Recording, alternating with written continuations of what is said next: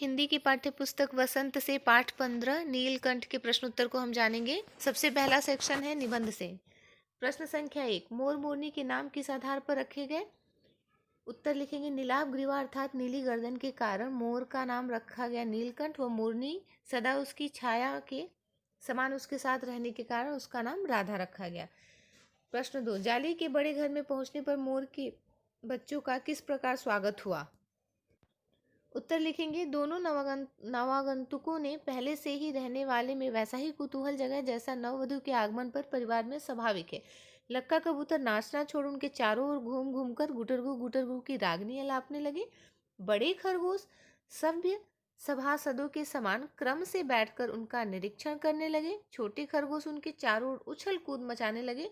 तोते एक आंख बंद करके उनका परीक्षण करने लगे। ठीक है। तीसरा प्रश्न है, लेखिका को नीलकंठ की चेष्टाएं हैं, चीज हटाए नहीं है, यहाँ पे आप लिखेंगे चेष्टाएं। प्रश्न सही कर लीजिएगा, प्रश्न को किताब से देख लीजिएगा, टाइपिंग मिस्टेक है यहाँ पे। ठीक है। उत्तर है, नीलकंठ देखने में बहुत सुंदर था, वैसे तो उसकी हर चेष्टा ही अपने आप में आकर्षक थी, लेकिन लेखिका को निम्न चेष्टाएं अत्यधिक भाती थी। कौन कौन सी? पहली चेष्टा, मेघों की गर्जना ताल पर उसका इंद्रधनुष के गुच्छे जैसे पंखों को मंडलाकार मतलब गोलाकार बनाकर तन्मय नृत्य करना। दूसरा क्या था? लेखिका के हाथों से हौले हौले चने उठाकर खाते समय उसकी चेष्टाएं हंसी और विस्मय उत्पन्न करती थी। ठीक है। प्रश्न संख्या 4, इस आनंदोत्सव की रागनी में बेमेल स्वर कैसे बज उठा। यहाँ भी गलती है, बेमेल स्वर कैसे बजे उठा नहीं होगा, यहाँ होगा बज उठा। ठीक है। बज उठा के बाद कुछ देखिए यहाँ पे टाइपिंग मिस्टेक ही है। इस प्रश्न को इस प्रकार से लिखेंगे हम, इस आनंदोत्सव की रागनी में बेमेल स्वर कैसे बज उठा, वाक्य किस घटना की ओर संकेत कर रहा है? ये जो वाक्य है ना, इस आनंदोत्सव की रागनी में बेमेल स्वर कैसे बज उठा, इस वाक्य के बारे में पूछा जा रहा है कि वाक्य किस घटना की ओर संकेत। ठीक है। तो आप क्या लिखेंगे? आप लिखेंगे, प्रश्न आप लोग अपनी पुस्तक से देखकर लिखिएगा ताकि प्रश्न में गलतियां ना हो। ठीक है। उत्तर है, इस आनंदोत्सव की रागनी में बेमेल स्वर कुब्जा मोरनी के आने के कारण बज उठा। ठीक है। क्या हुआ? एक दिन महादेवी वर्मा नखास कोने से निकली तो बड़े मियाँ ने उन्हें एक मोरनी के बारे में बताया जिसका पांव घायल था। लेखिका उसे 7 रुपए में खरीदकर अपने घर ले आई और उसकी देखभाल की। वह कुछ ही दिनों में स्वस्थ हो गई। उसका नाम कुब्जा रखा गया। वह स्वभाव से मेल मिलाप वाली न थी। ईर्ष्यालु प्रकृति की होने के कारण वह नीलकंठ और राधा को साथ साथ न देख पाती थी। जब भी उन्हें साथ देखती तो राधा को नोच डालती। वह स्वयं नीलकंठ के साथ रहना चाहती थी। एक बार उसने राधा के अंडे भी तोड़ डाले। इसी कोलाहल व राधा की दूरी ने नीलकंठ को अप्रसन्न कर दिया तो अंत में उसकी मृत्यु का कारण बना। ठीक है। प्रश्न संख्या 5, वसंत ऋतु में नीलकंठ के लिए जालीघर में बंद रहना असहनीय क्यों हो जाता था? उत्तर देखेंगे, नीलकंठ को फलों के वृक्षों से भी अधिक पुष्पित व पल्लवित वृक्ष भाते थे। पुष्पित पल्लवित का मतलब क्या होता है? फलदार वृक्ष जिसपे फल और फूल दोनों लगे हों। ठीक है। इसलिए जब वसंत में आम के वृक्ष मंजरियों से लद जाते, मंजरी मतलब फूल, मंजरियों से लद जाते और अशोक लाल पत्तों से ढक जाता तो नीलकंठ के लिए जाली घर में रहना असहनीय हो जाता, तो उसे छोड़ देना पड़ता। मतलब वो जब वो जाली घर में नहीं रह पाता तो उसे क्या करते थे? उसे छोड़ देते थे, छोड़ देना पड़ता था। यहाँ पे आप लिखेंगे था। ठीक है। प्रश्न संख्या 6, जाली घर में रहने वाले सभी जीव एक दूसरे के मित्र बन गए थे, पर कुब्जा के साथ ऐसा संभव क्यों नहीं हो पाया? क्यों कुब्जा दोस्त? उत्तर लिखेंगे, जालीघर में रहने वाले सभी जीव जंतु एक दूसरे से मित्रता का व्यवहार करते थे। खरगोश, मोर, मोरनी सभी मिलजुल कर रहते थे, लेकिन कुब्जा का स्वभाव मेल मिलाप वाला था ही नहीं। वह स्वभाव से ही ईर्ष्यालु होने के कारण हरदम सबसे झगड़ा करती थी और अपनी चोंच से नीलकंठ के पास जाने वाले हर एक पक्षी को नोच डालती थी। वह किसी को भी नीलकंठ के पास आने नहीं देती थी। यहाँ तक कि उसने इसी ईर्ष्यावश राधा के अंडे भी तोड़ दिए थे। इसी कारण वह किसी की मित्र न बन सकी। ईर्ष्यालु लोग कभी किसी के मित्र नहीं बन पाते हैं। ठीक है। प्रश्न संख्या 7, नीलकंठ ने खरगोश के बच्चे को सांप से किस तरह बचाया? इस घटना के आधार पर नीलकंठ के स्वभाव की विशेषताओं का उल्लेख कीजिए। ठीक है। उत्तर लिखेंगे, एक बार एक सांप जाली घर के भीतर आ गया, सब जीव जंतु भागकर इधर उधर छिप गए, केवल एक शिशु खरगोश सांप की पकड़ में आ गया। सांप ने उसे निगलना चाहा और उसका आधा पिछला शरीर मुंह में दबा लिया। नन्हा खरगोश धीरे धीरे चींची कर रहा था। सोए हुए नीलकंठ ने दर्द भरी व्यथा सुनी तो वह अपने पंख समेटता हुआ झूले से नीचे आ गया। अब उसने बहुत सतर्क होकर सांप के फन के पास पंजों से दबाया। सांप के फन को क्या किया? पंजों से दबा दिया और फिर अपनी चोंच से इतने प्रहार उस पर किए कि वह अधमरा हो गया और फन की पकड़ ढीली होती ही खरगोश का बच्चा मुख से निकल आया। इस प्रकार नीलकंठ ने खरगोश के बच्चे को सांप से बचाया। इस घटना के आधार पर नीलकंठ के स्वभाव की निम्न विशेषताएं उभर कर आती हैं। कौन कौन सी विशेषताएं? पहली विशेषता सतर्कता, यह उसकी विशेषता थी।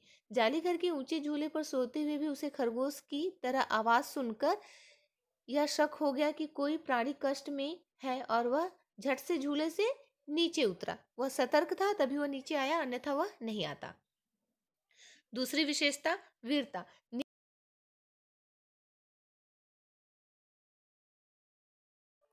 नीलकंठ वीर प्राणी है। अकेले ही उसने सांप से खरगोश के बच्चे को बचाया और सांप के दो खंड करके अपनी वीरता का परिचय दिया। ठीक है। तीसरा प्रश्न है कुशल संरक्षक। खरगोश को मृत्यु के मुंह से बचाकर उसने सिद्ध कर दिया कि वह कुशल संरक्षक है। उसके संरक्षण में किसी प्राणी को कोई भय न था। ठीक है। अगला हम लोग देखेंगे निबंध से आगे के प्रश्न। निबंध से आगे के प्रथम प्रश्न में है, यह पाठ एक रेखा चित्र है। रेखा चित्र की क्या क्या विशेषताएं होती हैं, जानकारी प्राप्त कीजिए और लेखिका की लिखी किसी अन्य रेखा चित्र को पढ़िए। देखिए, निबंध से आगे के 3 प्रश्न हैं। 3 में से एक प्रश्न मैं बताऊंगी, 2 आपको खुद से करने हैं। ठीक है। हालांकि ये भी प्रश्न आप खुद से ही कर सकते हैं क्योंकि पढ़ना इसमें आप ही को है। ठीक है, लेकिन फिर भी मैं लिख रही हूँ यहाँ पे। रेखा चित्र एक सीधी कहानी न होकर जीवन के कुछ मुख्य अंश प्रस्तुत करने वाली रचना होती है। ठीक है। इसमें संवेदना व भावनात्मकता होती है। ये अत्यंत स्वाभाविक और सरल होते हैं। इनमें बनावट लेश मात्र भी नहीं होती। बनावट लेश मात्र मतलब बिल्कुल नहीं होता। ठीक है। अन्य रेखाचित्र महादेवी के संग्रह आपको पढ़ने हैं तो आप पढ़ेंगे। ठीक है। देखिएगा, गूगल पे देखिएगा या आप रेखाचित्र संग्रह भी ले सकते हैं। अन्य जो 2 प्रश्न है बेटा वह भी आपको खुद से कर। बच्चों, अब हम अनुमान और कल्पना के प्रश्न करेंगे। प्रश्न 1 अनुमान और कल्पना का है। निबंध में आपने ये पंक्तियां पढ़ी हैं। मैं अपने शाल में लपेटकर उसे संगम ले गई। जब गंगा के बीच धार में उसे प्रवाहित किया गया तब उसके पंखों की चंद्रिकाओं से बिंबित प्रतिबिंबित होकर गंगा का चौड़ा पाट एक विशाल मयूर के समान तरंगित हो उठा। यहाँ का होगा, को की जगह पे। इन पंक्तियों में एक भाव चित्र है। इसके आधार पर कल्पना कीजिए और लिखिए मोर पंख की चंद्रिका और गंगा की लहरों में क्या क्या समानताएं लेखिका ने देखी होंगी जिसके कारण गंगा का चौड़ा पाट एक विशाल मयूर पंख के समान तरंगित हो उठा। इसका उत्तर आप इस प्रकार लिखेंगे, जब गंगा के बीच धार में नीलकंठ को प्रवाहित किया गया तब उसके पंखों की चंद्रिकाओं से बिंबित प्रतिबिंबित होकर गंगा का चौड़ा पाट एक विशाल मयूर के समान तरंगित हो उठा। गंगा और यमुना के श्वेत श्याम जल का मिलन प्रातः काल के सूर्य की किरणों से जब सतरंगी दिखाई देता है तो दूर दूर तक किसी मयूर के नृत्य का दृश्य प्रस्तुत करता है जो अत्यंत लुभावना व मनमोहक होता है। गंगा की लहरों के हिलने डुलने में मोर के पंखों की थिरकन का आभास होता होगा। ठीक है। प्रश्न संख्या 2, नीलकंठ की नृत्य भंगिमा का शब्द चित्र प्रस्तुत करें।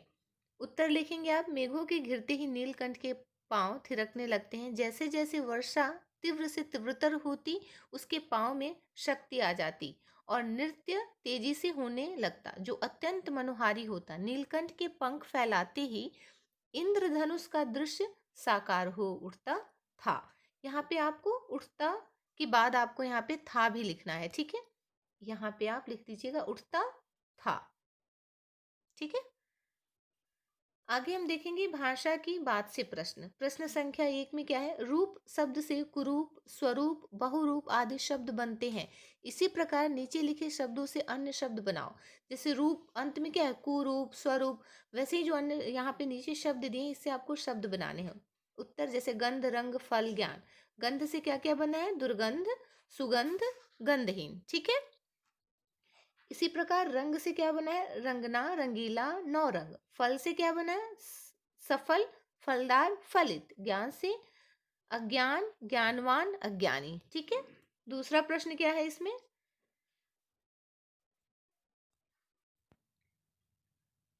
दूसरा प्रश्न होगा, विस्मयाभिभूति शब्द विस्मय और अभिभूत दो शब्दों के योग से बना है। इसमें विस्मय के य के साथ अभिभूत के अ के मिलने से या हो गया है। अ आदि वर्ण है, ये सभी वर्ण ध्वनियों में व्याप्त हैं। व्यंजन वर्गों में इसके योग को स्पष्ट रूप से देखा जा सकता है, जैसे क प्लस अ बराबर क इत्यादि। अ की मात्रा के चिन्ह जो खड़ी पाई होती है उससे आप परिचित हैं। अ की भांति किसी शब्द में आ की भी जुड़ने से आकार की मात्रा लगती है, जैसे मंडल धन आकार। क्या होगा जब हम इसको संयुक्त करेंगे? तो मंडलाकार। मंडल और आकार की करने पर क्या होता है? मंडलाकार शब्द बनता है ना। संधि मतलब जब हम उसको जोड़ते हैं, मंडल और आकार को जब एक साथ आप जोड़ेंगे तो क्या हो रहा है? मंडलाकार बन रहा है। ठीक है, और मंडलाकार शब्द का विग्रह करने पर क्या होगा? विग्रह मतलब जब हम उसको अलग करेंगे, तोड़ेंगे तो क्या होगा? मंडल धन आकार। देखिए, इस प्रश्न में आपको संधि के बारे में बताया गया, संधि पढ़ाया हुआ है आपको। ठीक है, यहाँ पे कुछ शब्द दिए हैं जिसका आपको संधि विच्छेद करना है, और कुछ ऐसे शब्द हैं जिसका संधि विच्छेद किया हुआ है, उसको आपको जोड़कर लिखना है। जैसे नीलधन आभ, क्या होगा? नीलाभ। नवधन आगंतुक, क्या होगा? नवागंतुक। ठीक है, इसी प्रकार जैसे सिंहासन दिया है, सिंहासन का जब आप उसको विच्छेद करेंगे तो क्या होगा? सिंहधन आसन। मेघाच्छन्न का जब आप विच्छेद करेंगे तो क्या होगा? विच्छेद या विग्रह करते हैं तो क्या होगा? मेघधन आच्छन्न। ठीक है, तो यह रहे प्रश्न उत्तर नीलकंठ पाठ के। ठीक है, मैंने पहले भी कहा है, दोबारा कह रही हूँ कि निबंध से आगे की जो दो प्रश्न है, प्रश्न संख्या 2 और 3, उसे आपको खुद से करना है। अगर टाइपिंग की वजह से कहीं वर्तनी अशुद्ध हो तो उसे आप लोग सही कर लेंगे। धन्यवाद।